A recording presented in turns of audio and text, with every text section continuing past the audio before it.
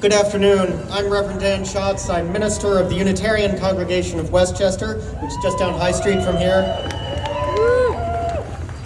As we remember and mourn Renee, Nicole, we also lift up and mourn the dozens of others killed at the hands of ICE. We will have a reading of their names later on.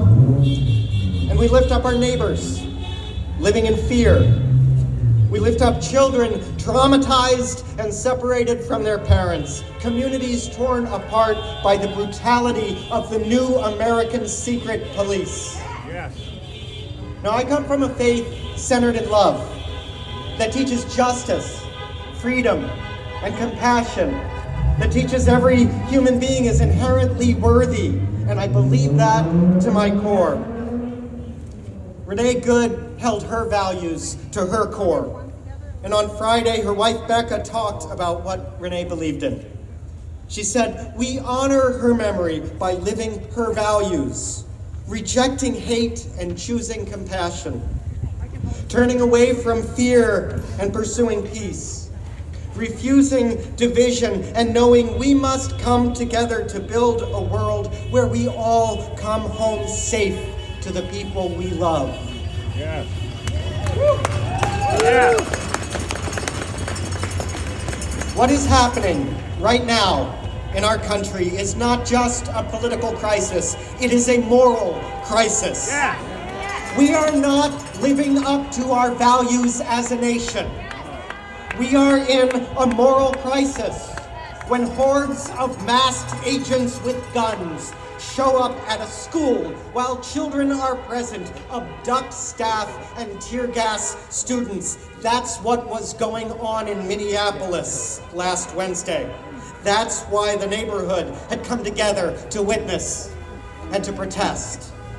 We are in a moral crisis when nonviolent dissent gets branded as terrorism.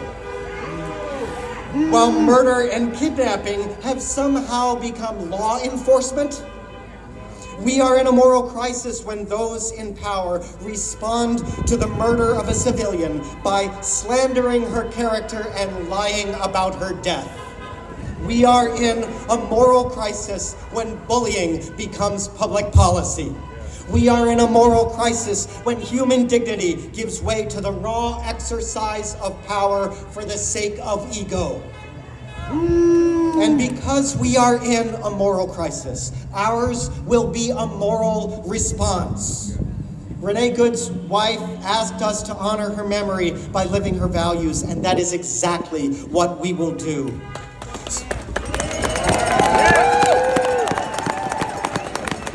So in the face of lies, we will tell the truth loudly and repeatedly.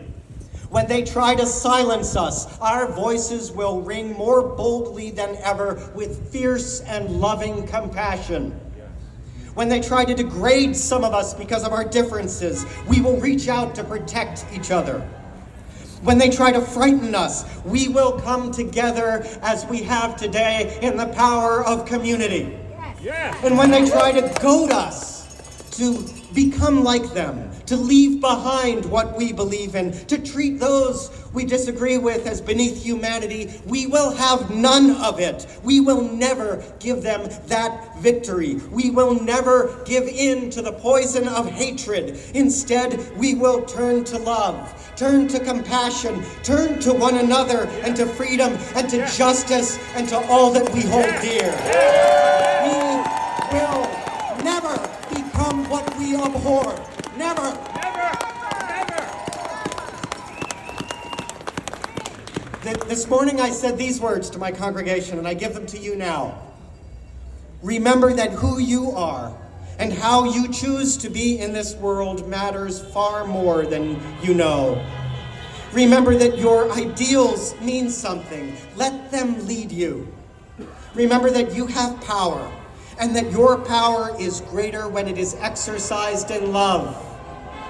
Remember that even on the hardest days, when the tears come all too quickly, there is still sweetness and good in this world, and you are part of it. Remember, you are not alone. And when you need to turn away for a while, others will be there to hold you. to protect you, to carry your flame. Together, we will be a beacon to this nation and this world. Thank you. Yes. Yes.